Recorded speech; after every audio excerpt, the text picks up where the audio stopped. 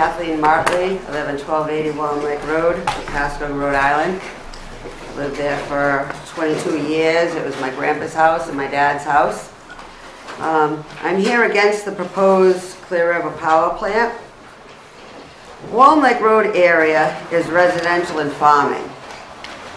I don't understand where there is a plan or a place for this industrial power plant. We already have a power plant in town, Ocean State, which is, from what I've heard, in an ongoing lawsuit against Burrillville because they don't want to pay the taxes that you have valued for them. So I don't think that's a good idea to be putting another big business in this place. I know they have a lot more money than we do. I'm not saying that we're country bumpkins, but the funds that they have to fight against what they want is a bigger, deeper pocket than we have. So right there, I think that's where we're stuck in that situation. We already have, okay. The proposed power plant is only going to bring a possible hypothetical 0.5% off of our electric bills. And that was from the Law Conservation Commission that put that in. That's where I got that. There's only 25 permanent jobs. And adding all the pollution and every other thing, the environmental impact and the health risk, I don't think for Burrillville that should be, it doesn't even out. The plant will burn 33 billion cubic feet of fracked gas, as well as 18 million gallons of diesel fuel per year. This plant was supposed to be a high-tech, state-of-the-art facility. Instead, using Invenergy's own project carbon and carbon dioxide emissions stated in their own application, they are going to emit an equivalent of 763,562 cars worth of greenhouse gases per year into our town. That's a lot of greenhouse gases. It will release 3.6 million tons of compounds and of carbon dioxide a year. It will emit 285 tons of nitrous oxide.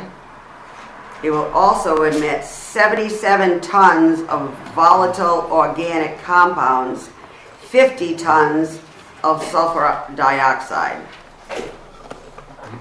Not counting 6,000 heavy-duty truck trips through Burrillville, just as a part of the construction for the proposed power plant.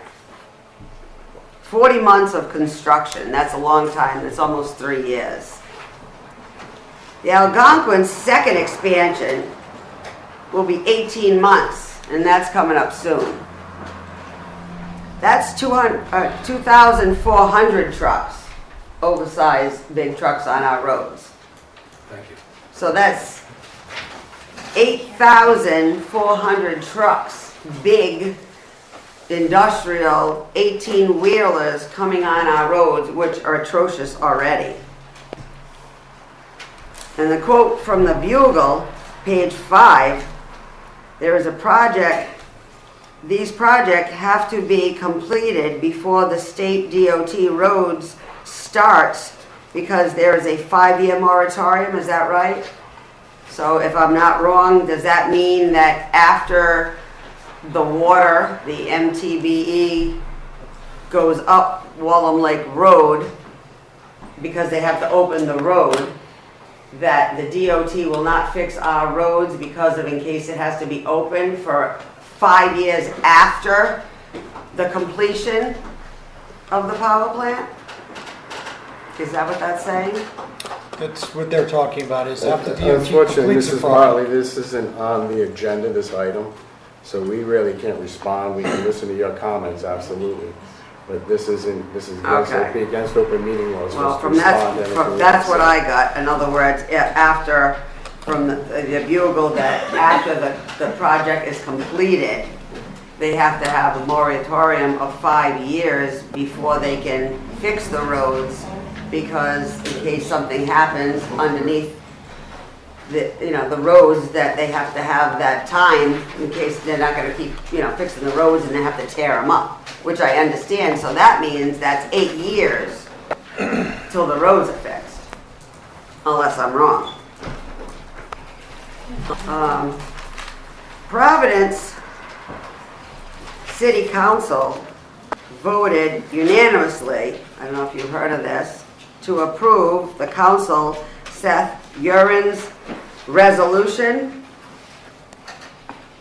to require a thorough review of the proceeds, the proposed Field Point liquefaction facility and the comprehensive public participation plan.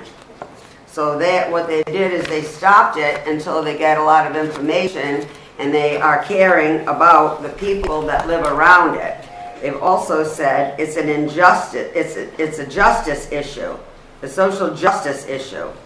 It's about treating our residents fairly.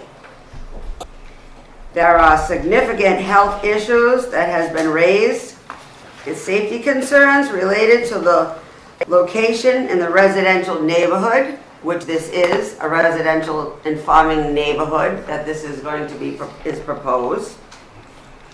This resolution also calls for an environmental impact analysis and also public safety evacuation plans and consulting casualties within a 2-mile radius of the project site, because obviously if something blows up, they need the casualties of what's going to happen within a 2-mile radius of any project, which is a good idea to have on board, I'm thinking. And another thing they're doing is, as well as that, they're doing an evaluation of the concentration of the pollutions of all faculties that are around that area, because it's all in aggregate that we're going to get the pollution.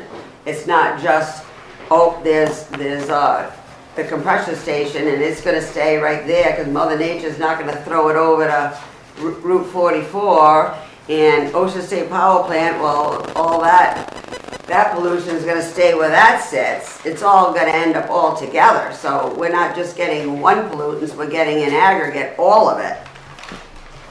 So as a Burrillville taxpayer and a resident and a Burrillville citizen, I urge you to pass the same resolution to stop this project till we get the studies done.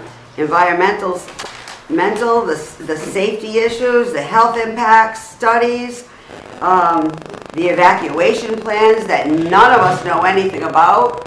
God bless Mr. Lees, but he said we have a plan in place, but all of us residents up in that area have no knowledge of anything in place and never been sent or told anything about an evacuation plan. So that is a definite problem up there. It's too bad that we will have to have one because of the compressor station, which we should have had one all this time, and now with all these expansions. And we should be testing with in aggregate with the Ocean State Power Plant, the high power lines, Spectrum Energy's compressor station, as well as the Tennessee compressor station should be in this study as well. So again, I urge you as a Burrillville citizen to make a resolution and to care about our citizens. Thank you.